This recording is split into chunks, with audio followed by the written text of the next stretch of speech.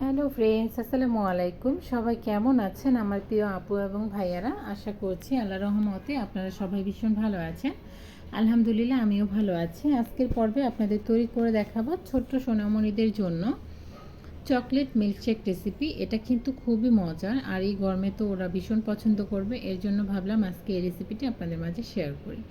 তো মিল্কশেক তৈরি করার জন্য সর্বপ্রথমে একটি ব্লেন্ডার জার নিয়ে নিতে হবে। এতে দিয়ে দিতে হবে প্রায় 2 টেবিল চামচের মতো এখানে চিনি দিয়েছি, আর হাফ লিটার দুধ দিয়ে দিচ্ছি।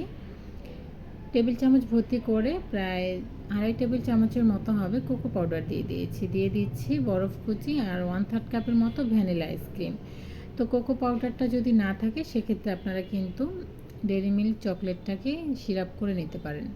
তো এটাকে ব্লেন্ড করে নিয়েছি। ব্লেন্ড করার পর এরকম হয়েছে। তো এখন আপনাদেরকে এটা পরিবেশন করে দেখাচ্ছি। নিয়ে নিয়েছি 2টি গ্লাসে চকলেট সিরাপ লাগিয়ে নিচ্ছি। এতে করে দেখতে খুবই সুন্দর হবে, আর ডিজাইন হবে একটা, আর পারফেক্ট রেস্টুরেন্টের মতো স্বাদ হবে, দেখতেও সুন্দর লাগবে। তো এখন এটাকে পরিবেশন করে নিচ্ছি, আর দেখার সৌন্দর্যের জন্য উপর থেকে ভ্যানিলা আইসক্রিম দিয়ে চকলেট সিরাপ দিয়ে সাজিয়ে দিব। খুব সহজে রেসিপিটি শেয়ার করার চেষ্টা করেছি। আশা করছি আপনাদের কাছে ভালো লাগবে।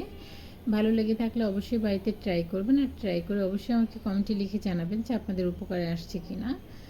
তো ভিডিওটি ভালো লেগে থাকলে আমার পাশে থাকতে, আমাকে সাপোর্ট করতে আমার চ্যানেলটিকে সাবস্ক্রাইব করবেন, আর নিয়মিত আমার ভিডিওগুলো দেখবেন, আর বেশি বেশি করে ফ্রেন্ডস অ্যান্ড ফ্যামিলির সাথে শেয়ার করার অনুরোধ করছি।